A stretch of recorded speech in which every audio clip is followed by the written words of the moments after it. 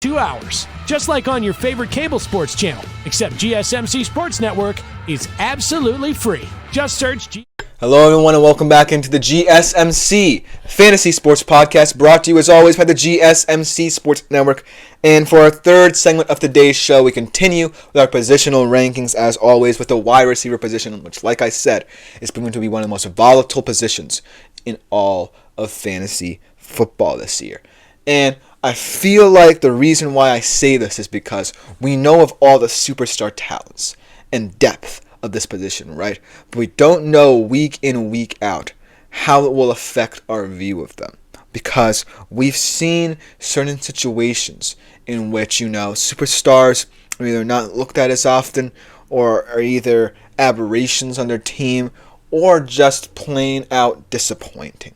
That's the fun of this position, right? Because then you have to dig deeper into the position and you find guys that you never would expect to really stand out at the wide receiver position in fantasy, but now are really coveted assets. And so that's why I feel like this week's ranking, I decided to look at a lot of stars, but also look at a certain player who actually had a great game last night, and we talked about it earlier in the show, spoiler alert, but still are guys who can vacillate between different positions, right? They're not always going to be at the top every week, and it's an understanding between, fantasy football managers, I guess, and the fact that the market's so volatile. Without further ado, let's jump right into the wide receivers who, no shocker here, are all going to be superstars from here on out. Starting off with a big one, really helping his team after returning from injury. Mike Evans against the Raiders. How timely was he against Carolina in that shockingly close game? A really opportunistic guy. Again, he's not necessarily a quote-unquote superstar, but in terms of fantasy, he's probably one of everyone's favorite receivers because of the fact he gets the job done year in, year out. Consistent. Paragon of consistency at the position. 25.8 fantasy points against Carolina, going up against the Raiders, who are basically playing out the season right now. I don't know what's going on with them, even though they play with passion against the Chiefs. It's a weird situation there in Las Vegas. And while I credit the defense for all its players, it's certainly one that could have used Christian Wilkins right about now. And even though they held the Chiefs to 19 points, well, the Chiefs have been declining as well. So look for the Bucs playing with a lot of passion coming into this one, trying to win the NFC South outright to make a statement and say, we're not going to be overwhelmed by a quote-unquote cupcake game. We're not going to succumb to that. We're going to overcome it because we have one of the most consistent receivers in the league, and he's going to prove why, much like he did against Carolina in that semi-trap game as well. So look for Mike Evans to continue to be consistent, because consistency is key at the wide receiver position for a lot of these players. And then let's talk about Jerry Jeudy yet again, my second player who I want to spotlight here. I love talking about Jerry Jeudy because think about his career, right? In Denver, right? Not necessarily seen as a guy who was going to have a defined role, right? He was either going to be a solid route runner or a deep threat, and he never really had a defined role. And maybe that's due to Sean Payton. Maybe that's due to the frustrations of the Russell Wilson era there, but never really gotten a chance to prove what he can be in a standout system. Then moved to Cleveland, right? Thought to be able to fix a lot of the Browns' issues in the receiving game, right? Start as their wide receiver one. Then the start of the season comes and Deshaun Watson disappoints and Jerry Jeudy disappoints as well because Deshaun Watson's not targeting him. Deshaun Watson goes down, Jameis Winston comes in, and suddenly Jerry Jeudy has looked like one of the best receivers in the league over the past 4 weeks. And last night proved it against his former team, in front of Sean Payton, proving that he can be a wide receiver one. And again, this is going to be a tough matchup as they're facing the Steelers the second time in 3 weeks, much like my Hawks will be against the Cardinals, but I digress. This is going to be an interesting matchup because now both teams know how physical each other can get. And this is the AFC North we're talking about. Nothing comes easy, even a game against the division bottom feeder. So look for Jerry Jeudy, much like how he played in that first Pittsburgh game, to be timely opportunistic. Maybe not 235 yards opportunistic, but still effective enough to say, I want to start him again and again and again because of what he means to this offense now that Jameis Winston is at the helm. Because looking at it, when you give him a guy at the quarterback position who's willing to throw him the football, he's willing to play as hard as they do. And we've seen that with him and Jameis. And so that's why Jerry Jeudy, yes, he's frustrating, but in certain situations, not entirely his fault. So give him a guy like Jameis Winston, he can light somebody up, even if it's a division rival who now knows how tough you can perform against them. So look for him to have a repeat performance, maybe not Denver Broncos-like performance, but first Pittsburgh Steelers game importance, as I think the Browns will also try and shock them again. Then the third guy I want to talk about is another superstar who we also touched upon a little bit before, Justin Jefferson. I got another kind of revenge game as the Vikings are going to be facing their former quarterback in Kirk Cousins and the Falcons. And this team, the Atlanta Falcons, has no direction right now. Kirk Cousins is playing the worst football of his NFL career, 6 interceptions to 0 touchdowns in these past 3 games. Absolutely atrocious, and we already know what I think about this pass defense. AJ Terrell, yes, I love him. Yes, he's been one of the best cornerbacks in the league, faced the top receivers in the league, guys like Devontae Smith, Mike Evans, George Pickens, DK Metcalf, and locked them up. But he's an aberration. This is a terrible pass defense, no matter how you slice it. And yes, this is an opportunity for us to see the wealth of weapons that the Vikings have, the depth they have at each position in the offense. But Justin Jefferson's really going to be foaming at the mouth to really attack this Falcons defense, because very rarely do you get a chance to go up against your former teammate, go up against a defense. You'll be facing their top guy, yes, but you know how bad they are, and just showing up and showing out and wanting to humiliate them.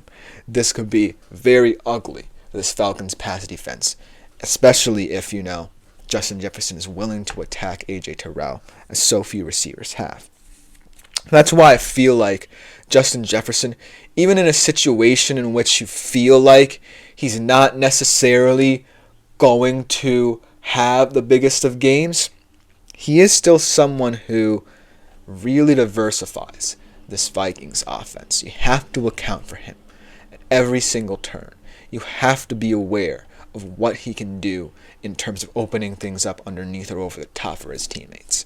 So while he certainly is a product of his environment and he has to play within the confines of his system sometimes, this is an opportunity against this poor pass defense to really prove why he's a superstar, not just because of how you have to account for him, because you also have to worry about him wreaking havoc on your defense.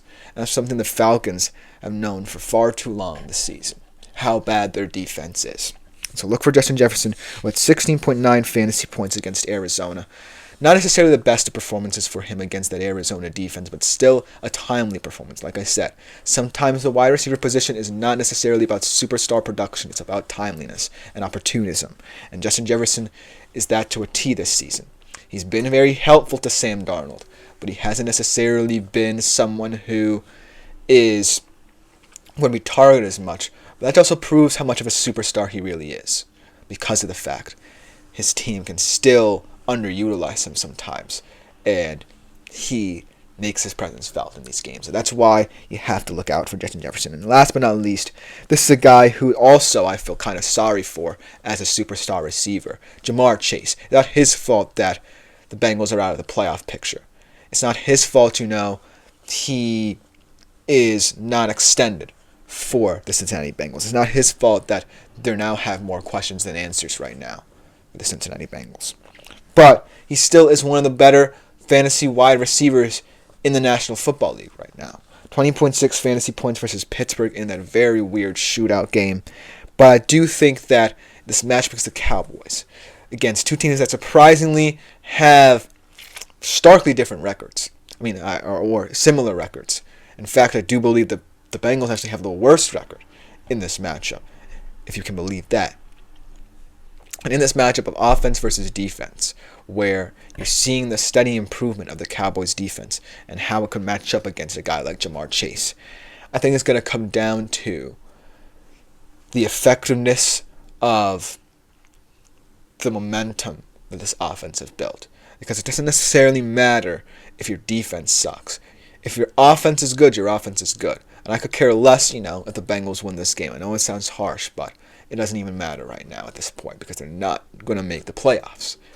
But Jamar Chase is still someone you always have to look out for no matter how bad his team is. Just because you know the momentum that this Bengals offense can build. They've had their bad moments, right? They've had certain foibles that they have to fix in the offseason.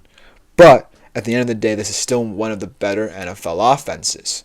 And so a guy like Jamar Chase is always going to have the opportunity to have impressive games for you. Now, I know that right now you might be looking more at guys down the ladder a little bit, down the rung a little bit.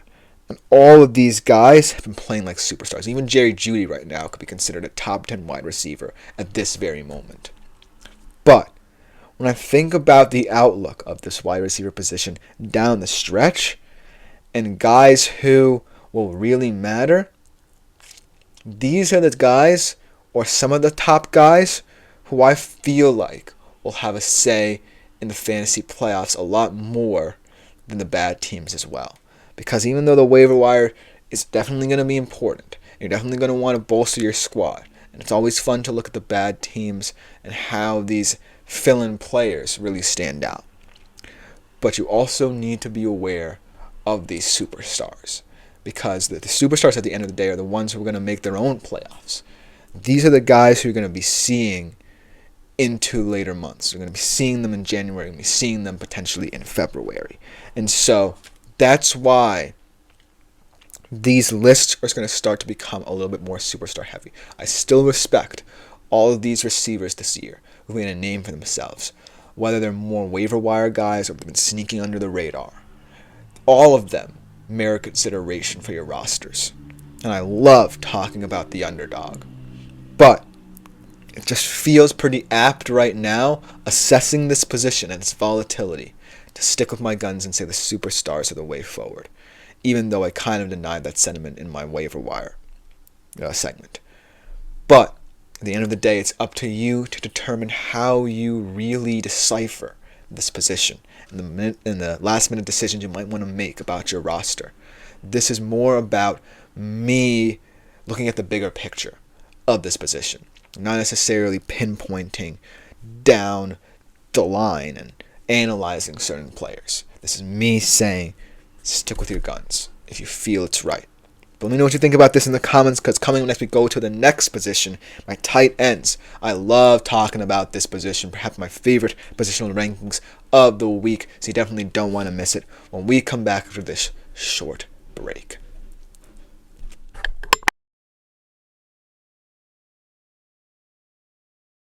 For the best and latest podcast